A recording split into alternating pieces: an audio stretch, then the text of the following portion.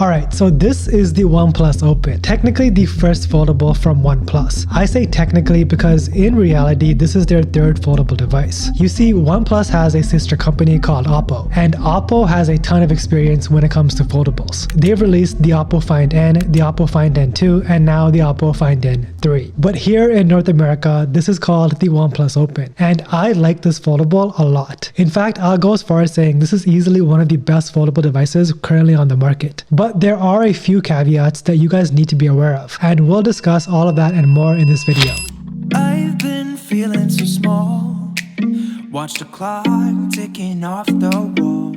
How's it going, everyone? My name is RJ, and this is the Oppo Find N3. I mean, the Oneplus Open. And this foldable has a lot going on for it. I'll start off by saying, if you have no interest in foldables at all because you think it's too thick and too heavy to carry around with you, I totally get that. But I'm telling you right now, the Oneplus Open is here to challenge your perspective. OnePlus, in my opinion, has mastered the design of a foldable device. I feel like this is the form factor that all smartphone manufacturers should adopt from here on out if they truly want foldables to go mainstream. The Oneplus Open, despite being a foldable phone, is only about 8% heavier than my iPhone 15 Pro Max. Just think about that for a second. This is a foldable device with two displays, a 6.3-inch cover display with a 20:9 aspect ratio, and a 7.8-inch inner display. The engineering on the Oneplus Open is top-notch, just a sleek and beautiful design that feels like a regular slab phone in the hands. This is the form factor and design that I feel like the average consumer will adopt. Funny story, I handed this phone to my wife and I told her to hold it. I was just really curious to see what the actual average consumer thought of this phone. She was like, okay, what's so special about this phone? It looks like a regular phone. I said, well, open it. And she's like, huh? Open what? I took the phone from her and I unfolded it, revealing a mini tablet. And she was in complete shock. She was like, okay, wow, I did not see that coming. I want it. I'm like, no, this is not for you. This is mine. She wasn't too happy about that, but that's another story for another day. The point is, if my wife couldn't tell that this is a foldable phone, then that's just honestly a testament to the Oneplus Open's terrific build. I do, however, have concerns about the hinge, and that's why I love doing these 2-3 week later reviews. I really get to test out a phone and give you guys my honest feedback. I was a Z Fold user for a long time, so by now I have a good understanding of how a foldable hinge should operate. That's not to say the Oneplus Open has a subpar hinge, but I just don't find this hinge to be as fluid as a Z Fold 5's hinge. Over time, the more I unfold and fold this device, I'm starting to notice a sound. It sort of sounds like a slight crackling that happens when I initially unfold the device. This crackling wasn't there before when I first got the phone, so something definitely to keep an eye on. Also, the hinge on the Open doesn't lock in as many angles as a Z Fold does. You need to open it about 45 degrees to get it to stay open. Anything less and the phone will snap shut. The same thing happens on the other extreme. After about 135 degrees, it flops all the way open.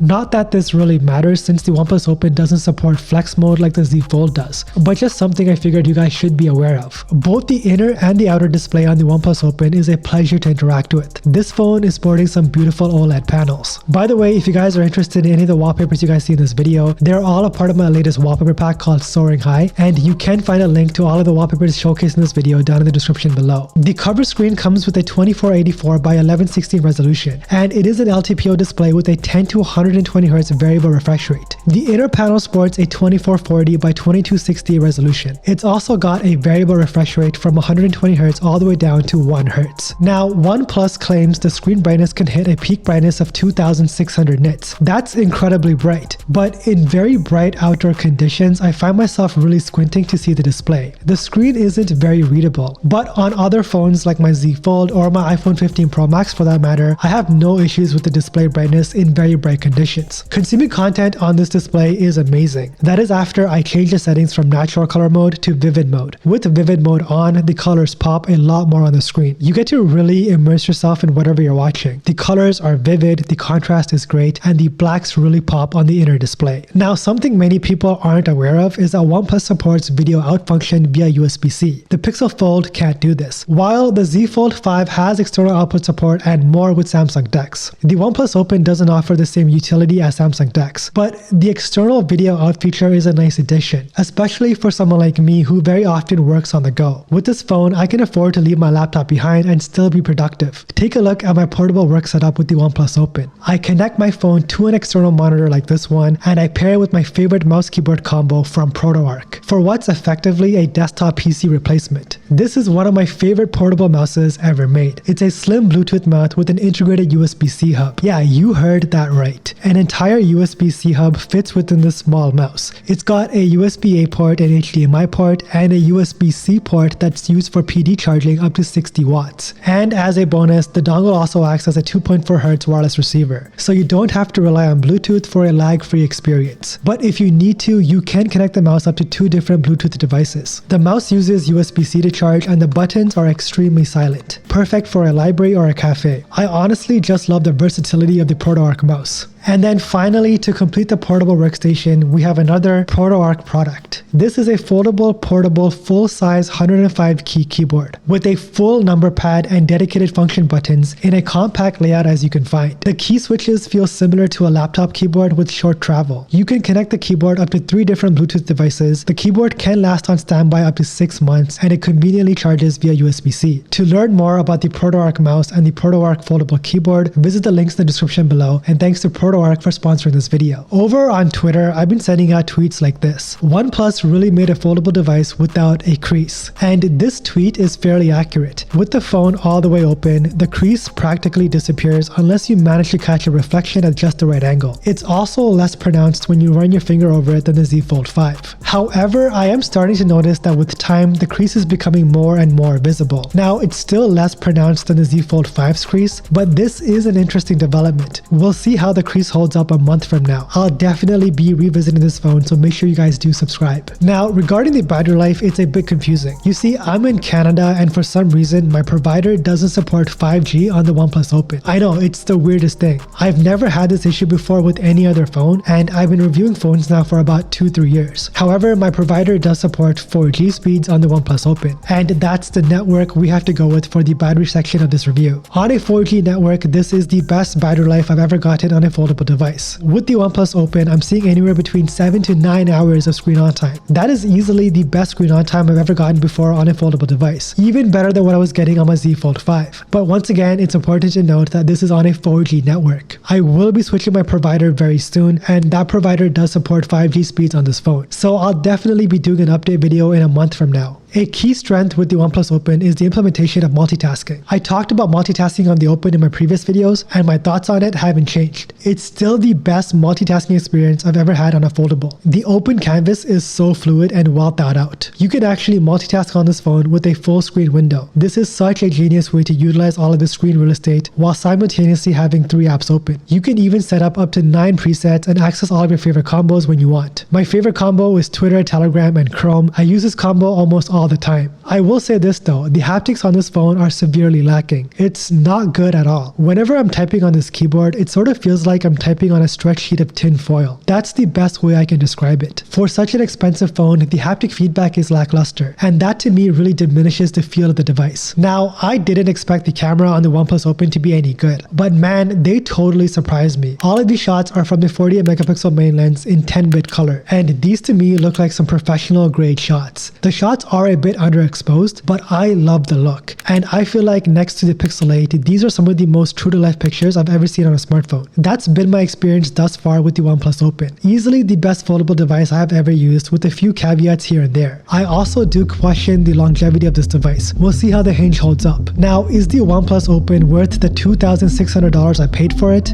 Definitely not. You should wait and grab this on a severe discount if you can afford to wait, or take a look at the trade-in options I posted for you guys in the description below. But as always, thank you so much for watching, and don't forget to flex, or in this case, fold with your tech.